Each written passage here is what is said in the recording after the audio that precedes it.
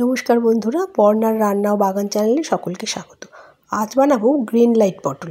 হ্যাঁ, যারা একদম পটল পছন্দ করেন না বা খেতে খেতে বোর হয়ে গেছেন তাদের জন্য। দেখুন, বাজার থেকে এরকম সরু সরু দেখে পটল কিনে আনবেন। দানাওয়ালা পটলে ভালো হবে না। এইভাবে কিনে ধুয়ে পরিষ্কার করে এইভাবে দেখুন কাটবেন। প্রথমে এইভাবে মুখগুলো কাটবেন, কেটে নিয়ে খোসাটা আমি পুরোপুরি ছাড়িয়ে দেবো। কোনো রকম খোসা থাকবে না পটলের গায়ে, কেননা এখন পটল শেষের দিকে, এখন আর ভালো লাগছে না, কিন্তু খেতে তো হবে।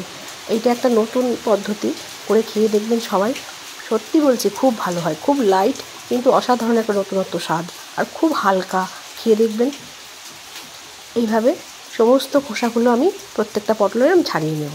দরকার হলে খোসাগুলো আপনারা পরের দিন বাটা করেও খেতে পারেন। আমি আপাতত তুলে রাখছি, দেখি যদি সময় হয় তো বাটবো। রসুন কালো জিরে দিয়ে খুবই ভালো লাগে। আর এখন আপাতত পটলটাই করব। কিভাবে করব সেটা দেখুন। আমার নারকেলের দুধ লাগবে আর খুব হালকা মশলা।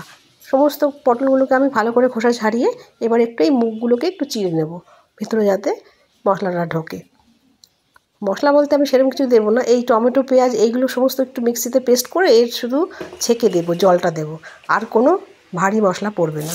পটলগুলোকে দেখুন আমি সাদা তেলে হালকা করে ভাজবো, গ্যাস কমিয়ে লো ফ্লেমে হালকা করে ভাজবো। কোনো রকম লাল লাল দাগ হবে না। আর আমি হলুদও দেবো না, এই রান্নাটায় কোনো রকম হলুদ চলবে না। পটলগুলো এরকম সবুজ ভাব থাকবে, পুরোটা দেখুন তাহলে বুঝতে পারবেন। যেমন সবুজ পটল ওরকমই থাকবে। এদিকে আমি একটু নারকেলের দুধ দেব, সেই জন্য দেখুন নারকেলটাকে প্রথমে আমি এভাবে ছুরি দিয়ে কেটে নিয়ে মিক্সিতে পেস্ট করে নেব। পেস্ট করে এইভাবে জল দিয়ে দুধটাকে বার করে নিয়েছি। এবার দেখুন ছেঁকে নেব, কেননা এই ছেঁকে না নিলে নারকেলের এই ছিবড়েগুলো পড়বে, ভালো লাগবে না, মুখে পড়বে, বিচ্ছিরি লাগবে, আর গ্যাস অম্বলও খুব হয় নারকেলের ছিবড়ে পেটে গেলে। আচ্ছা, আমি এই পটল ভাজতে ভাজতে একটু সাইড করে রেখে এর মধ্যেই কালো জিরেটা ফোড়ন দিয়ে দিচ্ছি। শুধুমাত্র কালো জিরে ফোড়ন হবে। আপনারা দেখুন, আমার রান্নাটা যদি ভালো লাগে লাইক, কমেন্ট আর সাবস্ক্রাইব করবেন। ফেসবুক থেকে দেখলে পেজটা ফলো করবেন। এভাবে রান্না করে খেয়ে দেখবেন, সত্যি বলছি খুব ভালো লাগে। আর এই দেখুন আদা রসুন আর এই টমেটোর রসটা আমি দিয়ে দিলাম, ওটাও ছেঁকে নিয়েছি, সেটা আর দেখালাম না, ভিডিওটা বড় হয়ে যাবে বলে। তো যাই হোক, এইভাবে আমি নারকেলের দুধ সব কিছু একসাথে দিয়ে এবার আমি দেখুন একটু নুন দেব। প্রথমে নুন দিয়ে তারপরে একটু চিনি দিয়ে দেবো, নাড়াচাড়া করবো, সামান্য একটুখানি ঢেকে দেবো, এটাকে একটু ফুটতে দেবো, একটু ঘন হবে। তারপরে আস্তে আস্তে দেখুন একটু নুন দিয়ে দিলাম আমি, এবার একটু চিনি দিয়ে দিলাম, ব্যাস। আর কোনো মশলা পড়বে না, যেহেতু এটা আমার গ্রিন লাইট পটল, সেই জন্য একটু লাইটই হবে, কোনো রকম হেভি মশলা পড়বে না। দেখুন পটলটা আমার কি সুন্দর দেখতে হয়েছে, দেখুন একটু সাদা ভাত আর এইরকম একটু পটল, ব্যাস, আর কিছু লাগে না। দেখুন আমি বাটিতে তুলছি, তুলে পরিবেশন করছি।